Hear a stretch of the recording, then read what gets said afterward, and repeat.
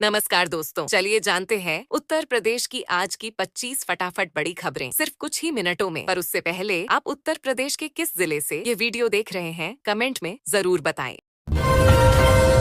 Head constable पर आय से अधिक संपत्ति का केस। जी हां, उत्तर प्रदेश सतर्कता अधिष्ठान ने हेड कांस्टेबल चंद्र प्रकाश यादव के खिलाफ केस दर्ज किया है। जांच में सामने आया कि नौकरी से 73 लाख की आय हुई, लेकिन खर्च 99 लाख से ज्यादा दिखाया गया, यानी 16 लाख रुपए अतिरिक्त खर्च पाए गए। संत कबीर नगर के मूल निवासी और देवरिया में तैनात चंद्र प्रकाश के खिलाफ 2023 में शिकायत हुई थी। विजिलेंस ने जांच कर आरोप सही पाए और मामला दर्ज कर दिया। डिबार शिक्षक को फिर एक्सपर्ट बनाने पर विवाद। जी हां, यूपी लोक सेवा आयोग पर आरोप है कि भूगोल प्रोफेसर जिसे पहले डिबार किया गया था, उसे फिर पीसीएस 2024 में एक्सपर्ट बनाया गया। छात्रों का कहना है कि इस प्रोफेसर ने अपने चहेतों को फायदा पहुंचाने के लिए सही उत्तर गलत घोषित किए थे। प्रतियोगी छात्र संघर्ष समिति ने इसकी शिकायत मुख्यमंत्री योगी तक पहुंचाई है और जांच की मांग की है। छात्रों का कहना है कि यह चयन प्रक्रिया की पारदर्शिता पर सवाल उठाता है।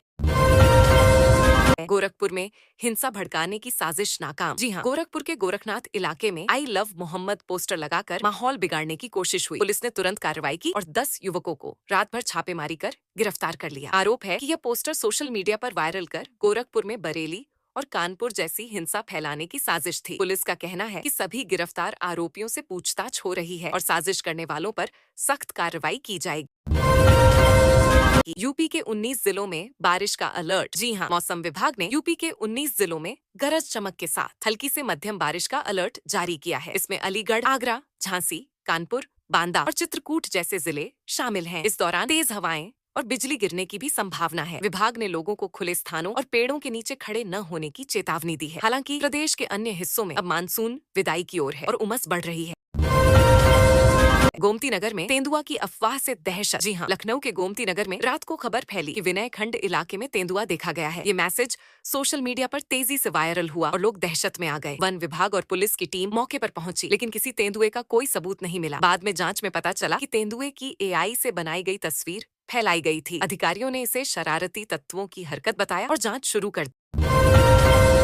डीएम ने नंगे पैर उतरकर मेले की तैयारियां देखी। जी हां, गढ़मुक्तेश्वर में लगने वाले कार्तिक पूर्णिमा मेले की तैयारियों का जायजा लेने डीएम खुद नंगे पैर कीचड़ में उतरे। ये मेला 5 नवंबर से शुरू होगा और इसमें 25 से 30 लाख श्रद्धालुओं के पहुंचने की संभावना है। मेले का ऐतिहासिक महत्व पांडवों और भगवान कृष्ण की कथा से जुड़ा है। इस बार भारी बारिश से कीचड़ और जलभराव प्रशासन के लिए चुनौती बने हैं। डीएम ने अधिकारियों को व्यवस्थाएं सुधारने के निर्देश दिए।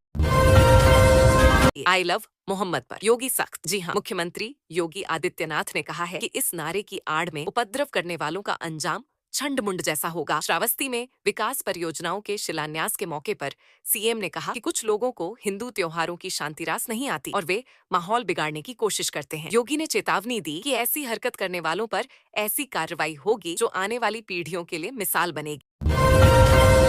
टीटी की अनिवार्यता हटाने की मांग। जी हां, प्राथमिक शिक्षक संघ ने सांसदों से मुलाकात कर 2011 से पहले नियुक्त शिक्षकों को टीटी से छूट देने की मांग की है। शिक्षकों का कहना है कि पहले उन्हें आरटीई एक्ट के तहत छूट मिली थी, लेकिन अब नए आदेश से लाखों शिक्षकों की नौकरी खतरे में पड़ सकती है। संघ ने भाजपा और कांग्रेस सांसदों को ज्ञापन सौंपा। सांसदों ने आश्वासन दिया कि वे इस मुद्दे को संसद के शीतकालीन सत्र में उठाएंगे।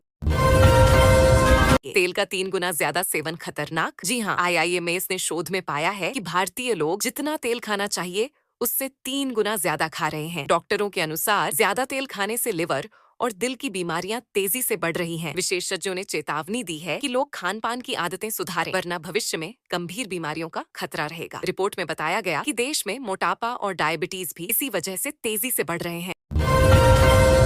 बलिया बनेगा आईटी हब। जी हां, बलिया में उद्योग विभाग ने आईटी हब बनाने की योजना पर चर्चा की। विभाग ने लोगों से सुझाव मांगे हैं ताकि रोजगार के अवसर बढ़ाए जा सकें। बताया गया कि यहां आईटी सेक्टर के लिए जमीन और संसाधन उपलब्ध कराए जाएंगे। विशेषज्ञों का मानना है कि ये कदम युवाओं के लिए नई नौकरी की संभावनाएं खोलेगा। जिले के कई छात्रों और स्थानीय लोगों ने इस पहल का स्वागत किया और रोजगार के नए अवसरों की उम्मीद जताई।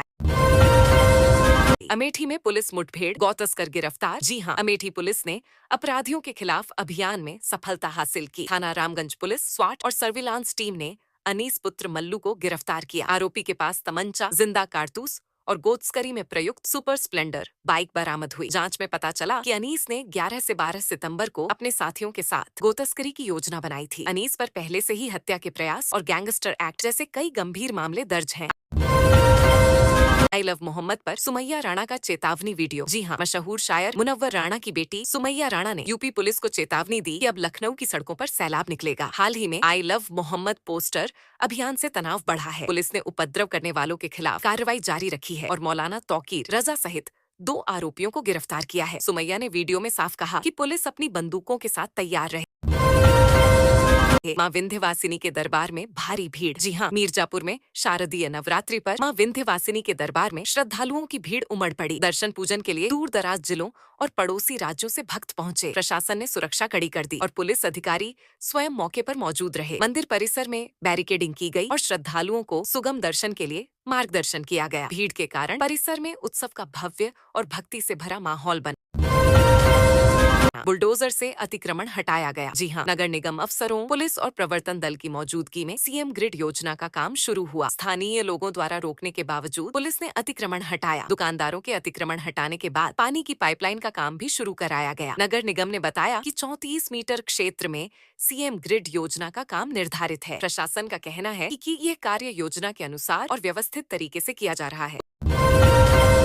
उत्तर प्रदेश में महर्षि वाल्मीकि जयंती पर अवकाश। जी हाँ, 7 अक्टूबर 2025 को प्रदेश में स्कूल, कॉलेज, बैंक और सरकारी कार्यालय बंद रहेंगे। मुख्यमंत्री योगी आदित्यनाथ ने कहा कि महर्षि वाल्मीकि केवल रामायण के रचयिता नहीं बल्कि भारतीय संस्कृति के आधार हैं। इस दिन प्रदेश भर के मंदिरों में रामायण का अखंड पाठ होगा और सांस्कृतिक आध्यात्मिक कार्यक्रम आयोजित होंगे। ये पहला अवसर है जब महर्षि वाल्मीकि जयंती पर सार्वजनिक अवकाश रहेगा।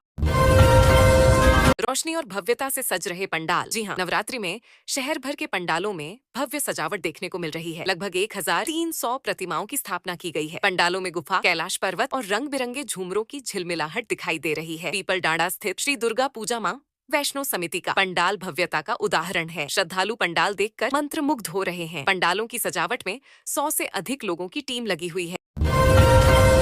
फिरोजाबाद में एटीएम कैश चोरी का अभियुक्त घायल। जी हाँ, थाना मक्खनपुर और मिशन शक्ति टीम ने देर रात एटीएम कैश चोरी में शामिल अभियुक्त अखिलेश उर्फ करू को मुठभेड़ में गिरफ्तार किया। पुलिस टीम पर उसने फायरिंग की। जवाबी कार्रवाई में करू घायल हुआ। घायल को अस्पताल भेजा गया। करू पर पहले से कई मामले दर्ज हैं और वह फरार चल रहा था। घटना की जांच जारी है।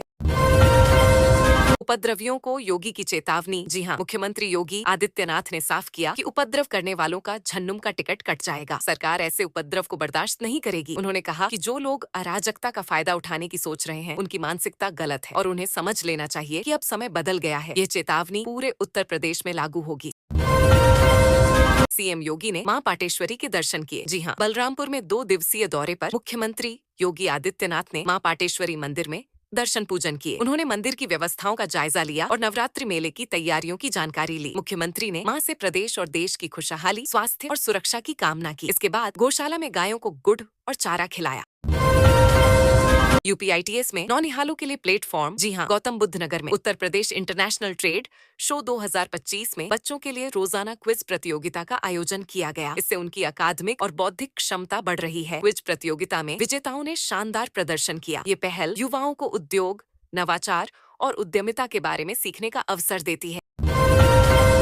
लखीमपुर सीतापुर सड़क हादसा, 5 की मौत। जी हाँ, लखीमपुर सीतापुर मार्ग पर रोडवेज बस और ओमनी वैन की जोरदार टक्कर में 5 लोग बच्चों समेत मारे गए। कई अन्य यात्री घायल हुए। पुलिस और रेस्क्यू टीम मौके पर पहुंची और घायलों को अस्पताल में भर्ती कराया। सड़क पर अफरा तफरी और लंबा जाम लग गया। अधिकारियों ने मृतकों के परिवारों को हर संभव मदद देने का आश्वासन दिया। काशी में एमएसएमई सेवा पर्व का उद्घाटन। जी हाँ, काशी में केंद्रीय एमएसएमई मंत्री जीतन राम मांझी और राज्य मंत्री शोभा कारंदलाजे ने सेवा पर्व का उद्घाटन किया। यह 2 दिवसीय कार्यक्रम 30 सितंबर तक चलेगा। इसका उद्देश्य एमएसएमई योजनाओं के प्रति जागरूकता बढ़ाना और युवाओं एवं महिलाओं को उद्यमिता की ओर प्रेरित करना है। उद्घाटन समारोह में प्रधानमंत्री विश्वकर्मा और खादी सम्मेलन का आयोजन भी हुआ। वाराणसी में लुटेरी दुल्हन गैंग गिरफ्तार। जी हाँ, लंका पुलिस ने फेसबुक पर दोस्ती कर शादी के बहाने ठगने वाली गैंग के 4 सदस्यों को गिरफ्तार किया। इसमें 2 महिलाएं भी शामिल हैं। राजस्थान निवासी श्यामलाल शर्मा और उनका बेटा मनीष सुखवाल भी ठगे गए। पुलिस ने आरोपियों को माधव मार्केट से पकड़ा। मामले की जांच जारी है।